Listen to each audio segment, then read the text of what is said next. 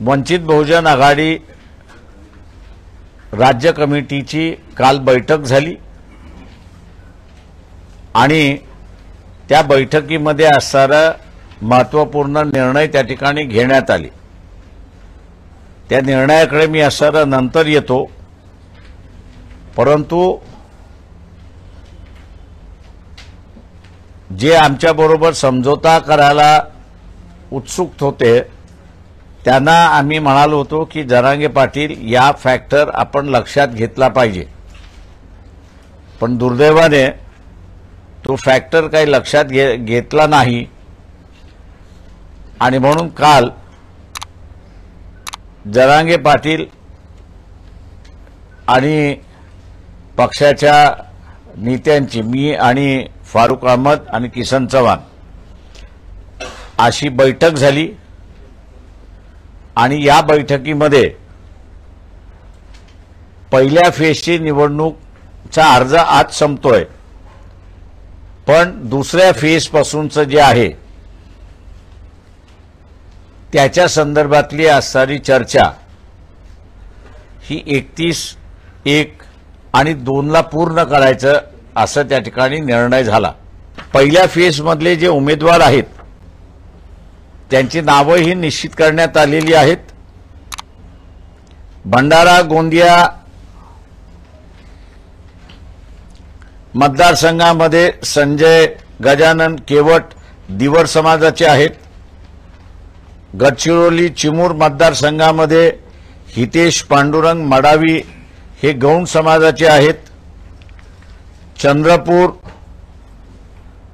राजेश वारलूजी बेले हे उमेदवार आहेत, तेली समाजाचे आहेत।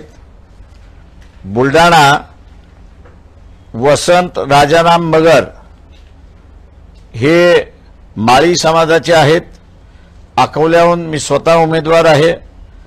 अमरावतीमध्ये कुमारी प्राजक्ता तारकेश्वर पिल्लेवान या राखीव मतदारसंघामधल्या उमेदवार आहेत। वर्धा प्रोफेसर राजेंद्र साळुंके हे कुणबी समाजाचे उमेदवार आहेत। यवतमाळ वाशिम खेमसिंग प्रतापराव पवार हे बंजारा समाजाचे उमेदवार आहेत। याच्याच बरोबर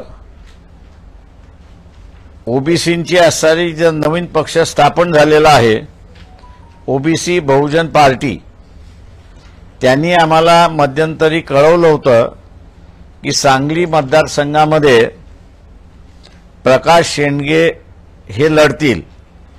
ते जर लढले तर त्यांचा आमचा पाठिंबा त्या ठिकाणी राहणार आहे। दुसरं रामटेक मतदारसंघ जो आहे, या रामटेक मतदारसंघातला उमेदवाराचं नाव हे आम्ही 4 वाजता घोषित त्या ठिकाणी करणार आहोत। त्याच्यातला महत्त्वाचा निर्णय काल जो झाला तो म्हणजे नागपूर पार्लमेंटरी कॉन्स्टिट्युएन्सीमध्ये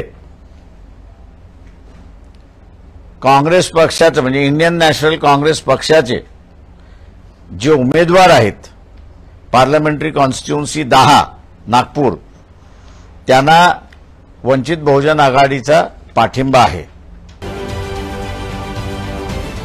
राजकारणातील प्रत्येक अचूक बातमीचे सर्वात आधी अपडेट्स मिळवण्यासाठी सरकारनामाच्या सर्व सोशल मीडिया प्लॅटफॉर्मला लाईक, फॉलो आणि सबस्क्राइब करा। तसंच सर्व नोटिफिकेशनसाठी बेल आयकॉन प्रेस करायला विसरू नका।